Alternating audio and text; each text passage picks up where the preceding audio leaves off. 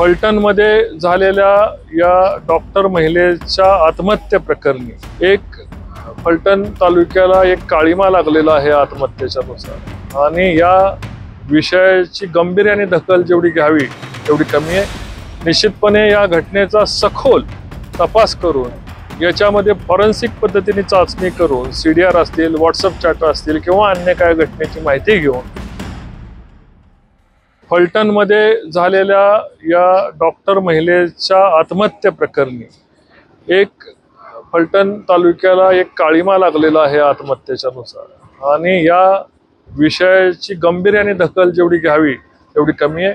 निश्चितपणे या घटनेचा सखोल तपास करून याच्यामध्ये फॉरेन्सिक पद्धतीने चाचणी करून CDR असतील, व्हॉट्सअप चॅट असतील किंवा अन्य काय घटनेची माहिती घेऊन संबंधित आरोपींवर याची कारवाई केली पाहिजे।